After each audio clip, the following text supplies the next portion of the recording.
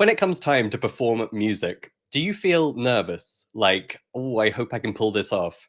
Or do you feel relaxed, knowing that your musical abilities are resilient to anything that might come up? Today, I want to share 5 tips for how you can mix it up in the practice room to make sure you can handle anything when it comes time to perform.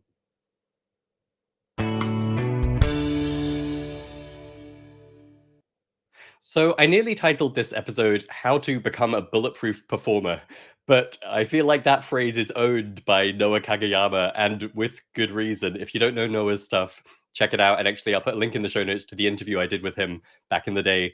So, I feel like bulletproof musician is his turf, and I'm not going to use that phrase, but that's very much what we're talking about today, how to be really resilient when you're actually performing live. And in last week's episode, Are You a Robot? I talked a bit about blurring the lines between practicing and performing. And I was talking there more from an angle of musicality and emotion and expression, but it's also a huge deal for this issue of being fragile when it comes to performance.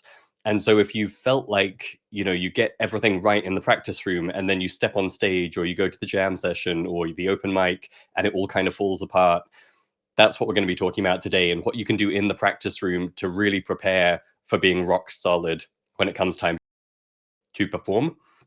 And recently, also in Dr. Molly Gebrian's masterclass, I shared an excerpt from that on a recent episode where she was talking about breaks during practicing. But something else she talked about in the masterclass was interleaved or random practice, where you're mixing different pieces of music during the same practice session and not doing a big block on A and then moving on to B and then moving on to C, but really weaving them and interleaving them much more regularly, much more frequently. And what was fascinating was she really emphasized that for her, it didn't just let her learn faster, it had a huge impact on her performance. So that's a couple of times recently where it's come up. And I know it's a biggie for a lot of our members at Musical U, where they feel very comfortable with a particular piece alone in their bedroom, but then they're super nervous to actually perform it for people. And obviously, there's a huge bundle of stuff that's at play there. But one of them is definitely this idea of whether it's going to be fragile or fall apart, or whether it's really a resilient ability you've developed. So, how can you become an ultra resilient performer? Someone who can handle, practical things that might come up, or emotional stuff that might happen when you're performing live, or musical things like playing the wrong note or getting out of sync with the other musicians, or those little mistakes or errors or tripping points that can completely blow the performance if you're not resilient. Because I don't know about you, but I would much prefer to be a rock solid performer at like a level 7 than get myself to level 10, but feel really fragile with it and always really anxious that it might fall apart during the performance. And in fact, just to share a quick personal anecdote, one of my most painful musical memories was when I finally got a solo part, a lead part in a school production back in my school days. I had been singing in all kinds of choirs and barbershops over the years, and I was one of the good singers in the year, but I never got picked for a solo, and it drove me crazy. And I eventually got the feedback from one of the teachers that it was because because I didn't say my S's right. And if you go way back to episode 1 of Musicality Now, or the Musicality podcast as it was back then, I talked a little bit about this. I grew up with a bit of a lisp, and my S's are still a bit funny, and I hope it doesn't bug you. It sometimes bugs me. I say them better now. But anyway, back in my school days, it was much more prominent, and it meant I didn't get picked to sing the solo in church. I didn't get picked for the lead parts in the musicals we did, and so on. And then I finally did, and I got to play the Mikado in Gilbert and Sullivan's The Mikado. And it was a really big deal for me. And anyway, I won't go on and on with the story, but long story short, in one of the 4 performances, the one where my dad was in the audience, I zoned out in the middle of my solo. Like think I had 2 songs where it was a solo, and in one of them there was just an instrumental break between the verses, and in that instrumental break my mind went somewhere else and I missed my next entry, and it was brutal. And I did manage to pick it up and I continued without destroying the whole performance, but it's one of those things that can really nag at you afterwards. And I think I did an okay job in the moment of rescuing it, but I could have done it a lot better if I knew some of the techniques, some of the tips I'm going to be sharing with you today. And I do just want to say what I'm going to be sharing won't be comprehensive. There are so many things you can do to make yourself more resilient. It's something that we cover in depth in our Super Learning Practice Plan, for example, and our Supernatural Performance course, and in the performance and super learning chapters of the forthcoming musicality book. So there's a whole lot that could be said, but for today, I wanted to just distill out like 5 simple tips. These are 5 things you can start doing in the practice room today to make yourself more and more resilient as a performer. So as I go through them, just try and latch onto one of them that you can take away and apply. And really, these all come from a spirit of mixing it up in the practice room so that you can handle anything when you come time to perform. And that's because really the root issue for a lot of that performance fragility is you've practiced in one very particular way, and then things don't go exactly according to plan during the live performance. And if you haven't practiced handling that, that's when it becomes a real issue. So these are 5 ways to mix it up in the practice room so that you're used to things going a bit differently, basically. So number 1, starting with that point about like level 7 resilient versus level 10 fragile, it's something that Greg Goodhart taught in our musical super learning course, our first training on super learning techniques.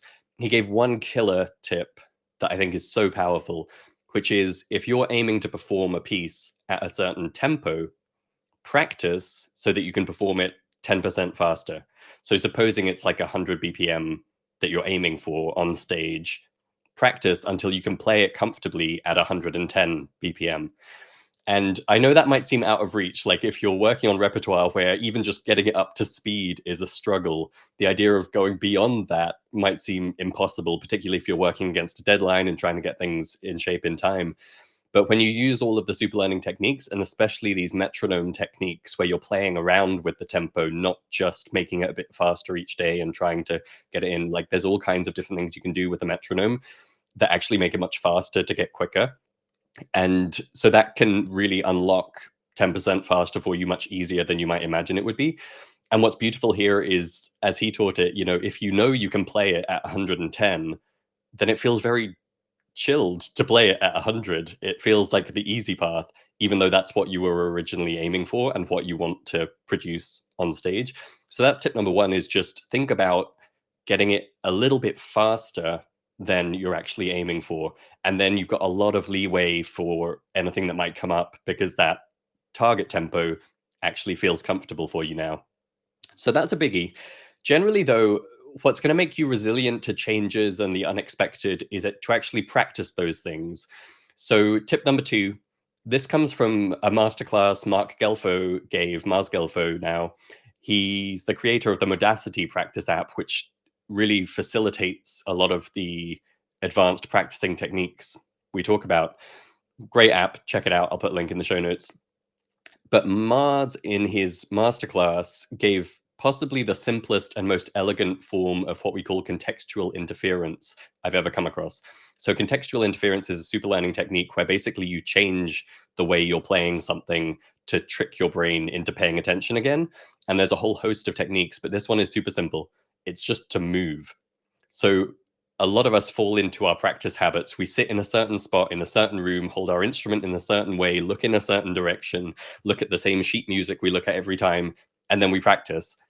And then inevitably, that's not where we're going to perform it. Like, unless you're just performing to record it, you're going to be out in a different environment. You're going to be sitting differently. You might be holding your instrument differently. You may or may not have that sheet music, or you might be reading from a screen rather than printer sheet music, or vice versa. And so the tip from Mars was just to really, if you feel yourself stopping making progress in the practice room, or just as a matter of practice, as a matter of a rule of thumb, every once in a while, move, go somewhere different, play in a different room, turn your chair a different way, face a different direction, depending on whether you play a grand piano or not. That may or may not be feasible. Change something in your surroundings. And that, again, just makes your brain pay attention in a new way, while also making you more resilient to all of the variety that can actually happen between your practice room and your performance environment. So super simple, really effective. Tip number 3, play a different instrument. So again, depending on the instrument you play, this may or may not come up for you in practice, but a pianist, for example, will often have to sit down at the venue's keyboard, or a drummer. For me, I'm particularly aware my drum kit may or may not be the one I'm going to perform on. And even if that's not the case for you, if you have the opportunity to play a different instrument than you normally use, that's a really powerful one, just to make sure that your fingers can handle things being a bit different, or the setup, your instrumental setup being a bit different than normal. So for me on the drums, for example, I it's funny, you will fight against this by nature. So on the drums, for example, I want my hi-hat in a certain place, and I want my kick drum set up just so that I can hit those double kicks really easily. And it can be helpful to get things just the way you like them, but it does tend to make you very fragile. And so I made a very conscious choice a while back to not be pernickety about my kit setup. And I'll intentionally just kind of nudge things sometimes, or if my kids, knock one of my drums a few inches to the side, I won't fix it. Because what I really want to be able to do is sit down at any drum kit and play with the same comfort level. And that goes as far as, adding or removing drums and cymbals, and forcing myself to figure out how would I rearrange my drum part accordingly. Again, totally instrument specific, but if you normally practice and perform on electric guitar, try playing acoustic once in a while with the same repertoire. If you play a wind or a brass instrument, bring your own mouthpiece, but borrow someone else's instrument once in a while. It's a really great way to just kind of force your physical performance skills to be very adaptable. And whether or not that actually happens in practice, it makes you more resilient on your own instrument. Tip number 4, environmental changes. So this just means, even if you're not going to move, change what surrounds you visually or auditorily. One of our Next Level members recently shared that they had started practicing with the radio on in the background. And so people were talking, there was music playing, and they found it was a really great form of contextual interference to make their brain pay attention more. And again, make them more resilient to whatever might come up during a performance. If an audience member gets up and walks out, or someone shouts, or there's some kind of noise in the background, or one of your fellow musicians starts playing in the wrong key or something, if you've practiced having those sounds and those sights interfering with you, you can handle it if it comes up during performance. Another great example, one of our members shared once that they had actually asked their spouse to start interrupting their practice. So they asked them to just kind of randomly walk into the practice room and ask them a question. And their aim was to keep playing and not be disrupted. And I thought that was really clever, because you don't know when it's going to happen. You don't know what it's going to be. You don't know whether that question is really going to snag your brain or not. But it's, again, going to make you super resilient for anything like that might come up during a performance. Tip number 5, musical changes. So we had a past episode on the podcast of handling a musical mistake with grace. I'll put a link in the show notes. There's some good tips in there for, what to do when you play a wrong note during a performance.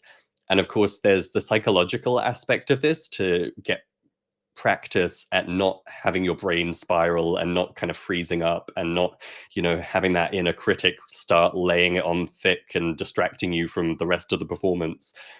And in a past video, Andrew shared a little bit about the idea of making a mistake on purpose. And that's a great idea here too.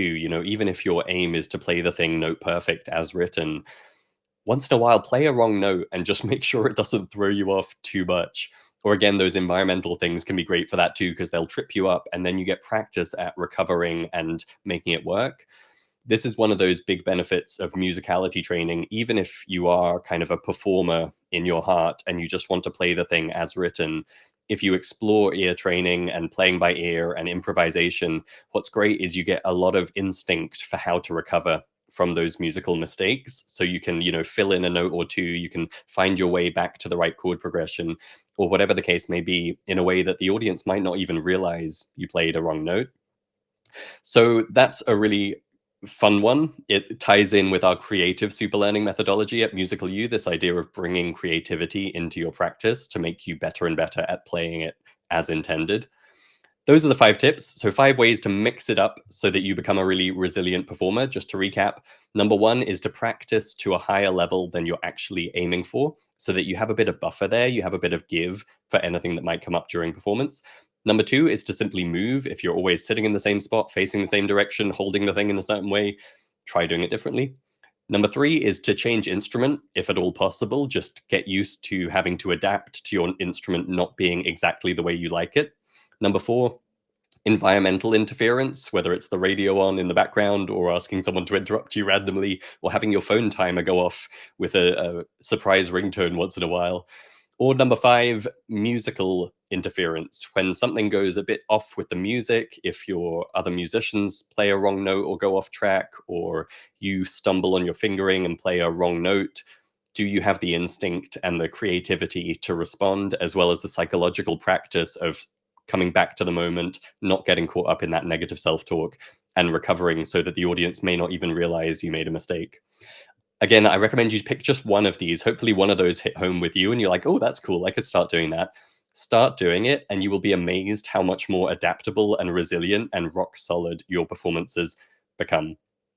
That's it for this one. Coming up this week, we have some really fantastic episodes lined up for you. We'll be sharing our mini interview with Sarah Nimblak of Spark Practice, who I believe is viewing on Instagram right now. Hey, Sarah, good to see you. And hey, Julie, I see your comments there on Instagram. I'm glad you enjoyed the episode. So Sarah gave a phenomenal masterclass recently. We're going to be sharing her mini interview as well as a little clip from that masterclass. And I'll put a link to her website in the show notes for this episode if you want to go ahead and check out her stuff. Highly recommended. And it's in this theme of performance skills and mindset for performance. Then this week in our Inside the Book episode, I think I'm going to be able to share with you some of the draft cover designs for the book. And I really want to get your input. We're going to narrow it down to the cover, the book cover, and I would love to get your input on that.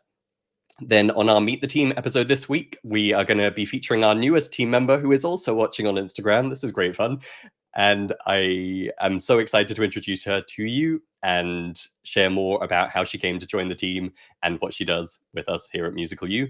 And wrapping up the week, as we love to, our latest Coach's Corner episode number 8, which, as always, is packed with juicy nuggets, tips, tricks, and techniques from inside the Next Level program, things that you can take away and apply in your musical life. That's it for this one. Cheers, and I'll see you on the next one.